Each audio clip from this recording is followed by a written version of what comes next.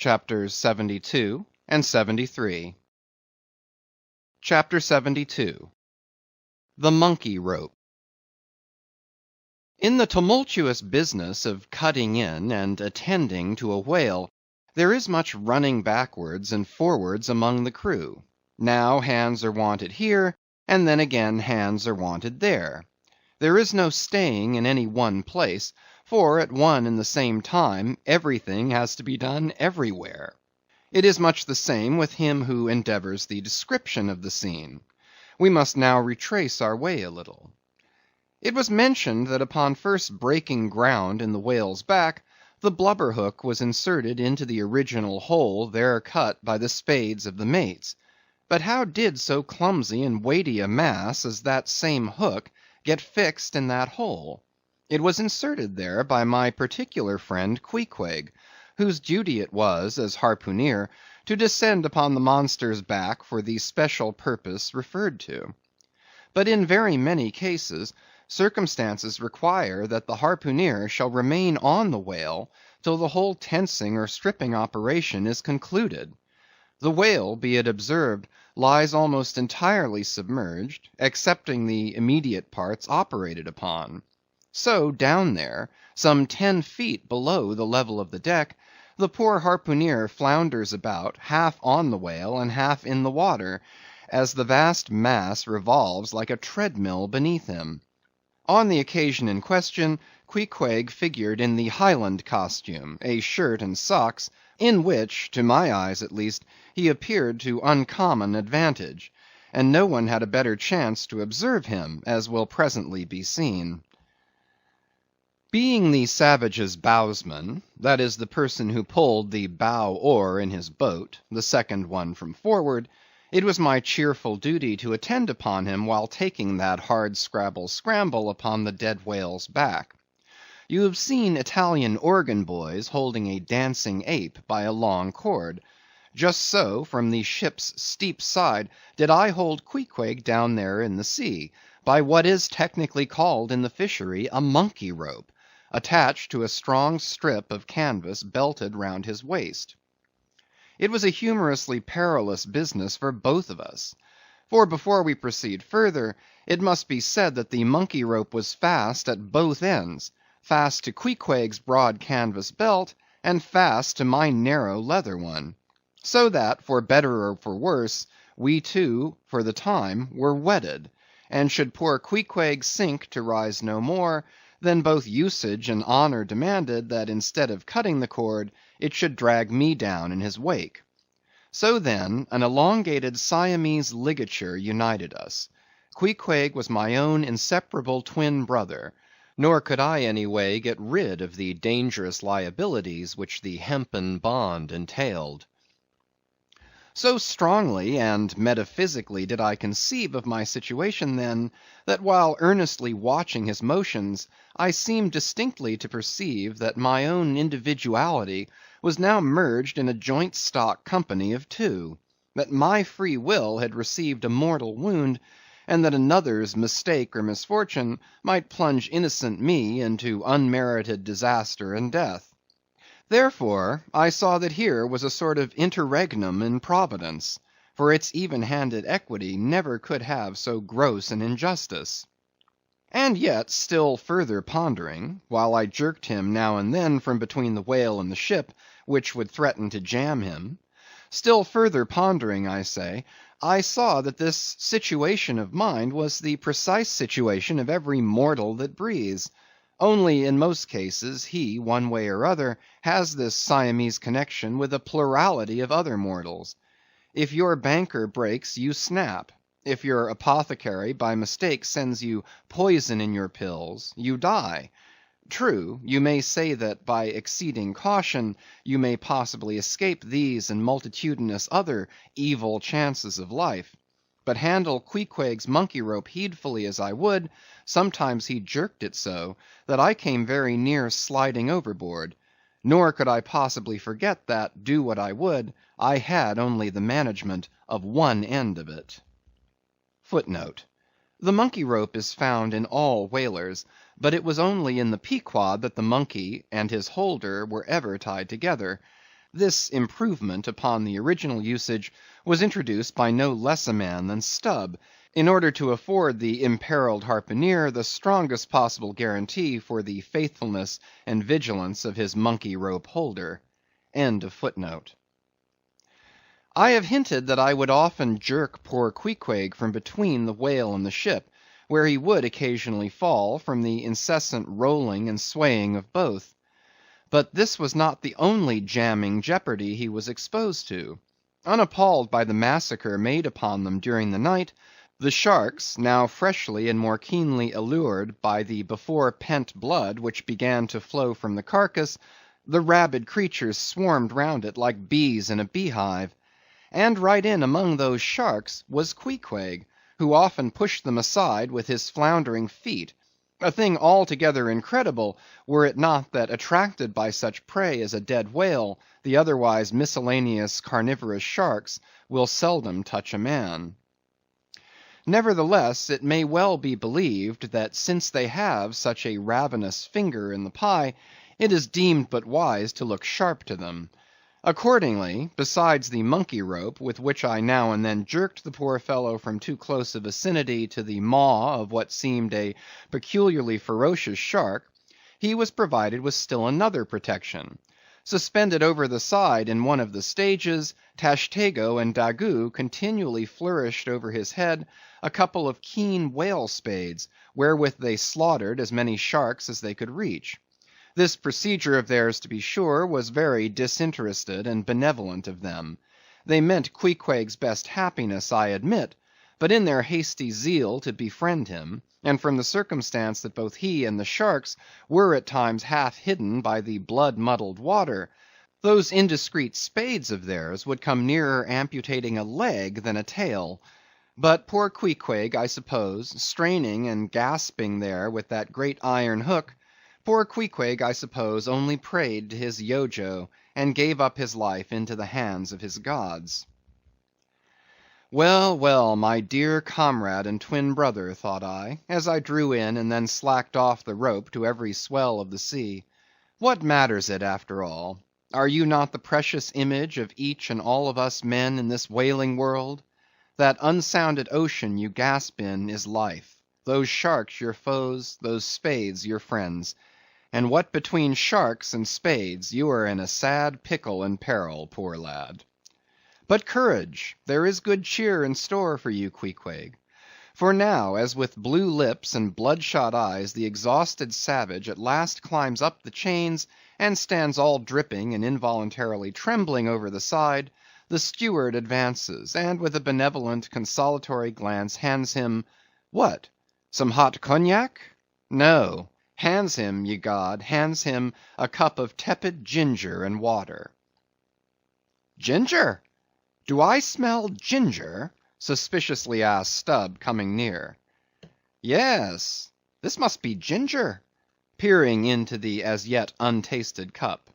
Then standing as if incredulous for a while, he calmly walked toward the astonished steward, slowly saying, Ginger, ginger. And will you have the goodness to tell me, Mr. Doughboy, where lies the virtue of ginger? Ginger! Is ginger the sort of fuel you used, Doughboy, to kindle a fire in this shivering cannibal? Ginger! What the devil is ginger? Sea coal? Firewood? Lucifer matches? Tinder? Gunpowder? What the devil is ginger, I say, that you offer this cup to our poor Queequeg here? There is some sneaking temperance society movement about this business, he suddenly added, now approaching Starbuck, who had just come from forward. Will you look at that cannikin, sir? Smell of it, if you please. Then, watching the mate's countenance, he added, the steward, Mr. Starbuck, had the face to offer that calomel and jalap to Queequeg there, this instant off the whale. Is the steward an apothecary, sir? And may I ask whether this is the sort of bitters by which he blows back the life into a half-drowned man? I trust not, said Starbuck. It is poor stuff enough. Aye, aye, steward, cried Stubb. We'll teach you to drug it, harpooneer. None of your apothecary's medicine here. You want to poison us, do you? You have got out insurance on our lives, and want to murder us all and pocket the proceeds, do ye?" "It was not me," cried Doughboy. "It was Aunt Charity that brought the ginger on board, and bade me never give the harpooneers any spirits, but only this ginger jub, so she called it." "Ginger jub, you gingery rascal! Take that, and run along with ye to the lockers, and get something better." "I hope I do no wrong, Mr. Starbuck. It is the captain's orders. Grog for the harpooneer on a whale." "Enough," replied Starbuck. "Only don't hit him again. But, oh, I never hurt when I hit, except when I hit a whale or something of that sort. And this fellow's a weasel." "What were you about saying, sir?" "Only this. Go down with him, and get what thou wantest thyself." When Stubb reappeared, he came with a dark flask in one hand, and a sort of tea caddy in the other. The first contained strong spirits, and was handed to Queequeg; the second was Aunt Charity's gift, and that was freely given to the waves. Chapter 73. Stubb and Flask kill a right whale, and then have a talk over him. It must be borne in mind that all this time we have a sperm whale's prodigious head hanging to the Pequod's side, but we must let it continue hanging there for a while, till we can get a chance to attend to it. For the present other matters press, and the best we can do now for the head is to pray heaven the tackles may hold. Now, during the past night and forenoon, the Pequod had gradually drifted into a sea which, by its occasional patches of yellow brit, gave unusual tokens of the vicinity of right whales, a species of the Leviathan that but few supposed to be at this particular time lurking anywhere near. And though all hands commonly disdained the capture of those inferior creatures, and though the Pequod was not commissioned to cruise for them at all, and though she had passed numbers of them near the Crozettes without lowering a boat, yet now that a sperm whale had been brought alongside and beheaded, to the surprise of all, the announcement was made that a right whale should be captured that day, if opportunity offered. Nor was this long wanting. Tall spouts were seen to leeward, and two boats, Stubb's and Flask's, were detached in pursuit. Pulling further and further away, they at last became almost invisible to the men at the masthead. But suddenly in the distance they saw a great heap of tumultuous white water, and soon after news came from aloft that one or both the boats must be fast. An interval passed, and the boats were in plain sight, in the act of being dragged right towards the ship by the towing whale. So close did the monster come to the hull, that at first it seemed as if he meant it malice, but suddenly going down in a maelstrom, within 3 rods of the planks, he wholly disappeared from view, as if diving under the keel. "Cut! Cut!" was the cry from the ship to the boats, which for one instant seemed on the point of being brought with a deadly dash against the vessel's side. But having plenty of line yet in the tubs, and the whale not sounding very rapidly, they paid out abundance of rope, and at the same time pulled with all their might so as to get ahead of the ship. For a few minutes the struggle was intensely critical, for while they still slacked out the tightened line in one direction, and still plied their oars in another, the contending strain threatened to take them under.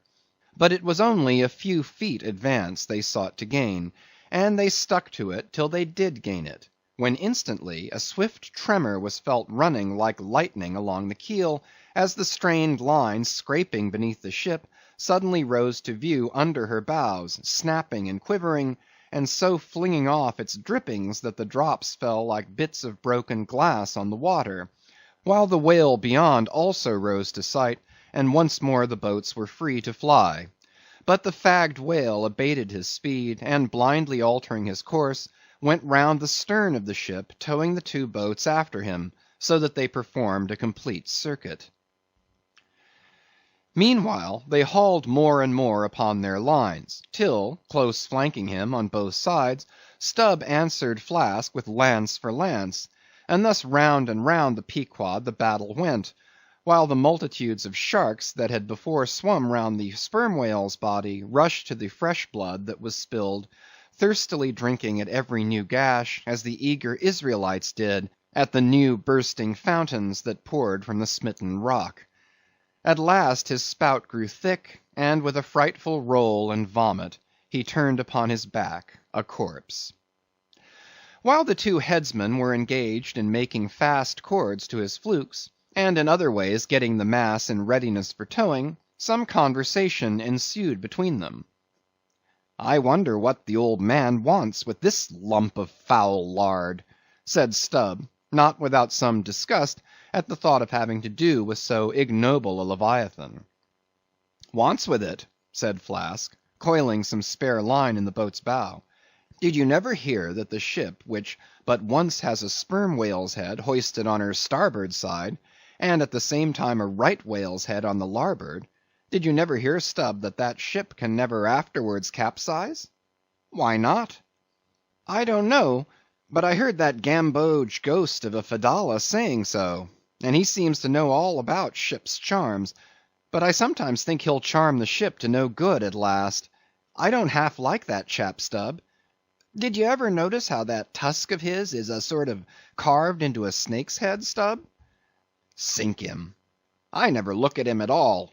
But if ever I get a chance of a dark night, and he standing hard by the bulwarks, and no one by, look down there, Flask," pointing into the sea with a peculiar motion of both hands. "Aye, will I?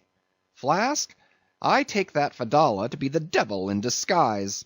Do you believe that cock and bull story about his having been stowed away on board ship? He's the devil, I say. The reason why you don't see his tail is because he tucks it up out of sight. He carries it coiled away in his pocket, I guess. Blast him! Now that I think of it, he's always wanting oakum to stuff into the toes of his boots." "He sleeps in his boots, don't he? He hasn't got any hammock, but I've seen him lay of nights in a coil of rigging."